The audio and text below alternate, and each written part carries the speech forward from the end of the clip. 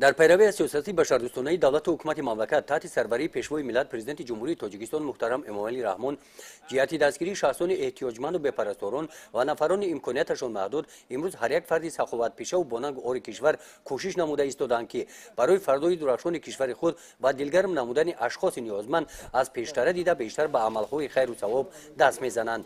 چخیلی که میبینید در پرتو دستور و هدایت‌ها و سپورش‌های پشوی معظم ملت محترم امومالی رحمون رهبری وزارتی کارهای خارجی جمهوری تاجیکستان با مؤسسه دولتی مکتب اینترنتی دهاي کانگورت نوحیه تمورمالک موادهای عضوخواری و برای تعلیم گیرندگان این مؤسسه تحفه آوردند.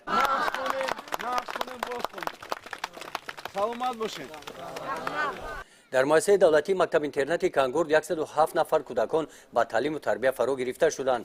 قبلا نیز چنین عملهای خیر و نکو برای تعلیم گیرندگان این مکتب اینترنت در عرصه جشنگیری ایدهای سنتی و دولتی، ایدهای رمضان، قربان، وحدتی ملی، استقلالیت دولتی جمهوری تاجیکستان در سال 2018 دسترس کرده شده بودند. این صنفخانه با همه تجهیزات‌های ضروری مجهز گردانیده شده برای گذراندن مشغولیت‌های نظریوی و عملی مطابق گردانیده شده با دستگیری رهبریت کمیته تلویزیون و رادیوشنوانی نزد حکومت جمهوری تاجیکستان تعمیر و از نوسازی کرده شده است.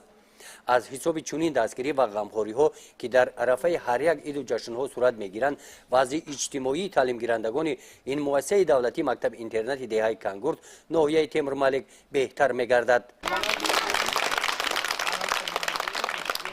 همچنین در این روز از جانب رهبریت وزارت کارهای خارجی جمهوری تاجیکستان با خوانندگان صنف‌های ابتدایی مؤسسه تحصیلات میانه عمومی رقم 16 دهاي کانگورت تحفه‌ها تقدیم کرده شدند. گزارش خوجا نظریف خدای نظر ظهورف از نوحیه تمورمالک برای برنامه اطلاعاتی نوید.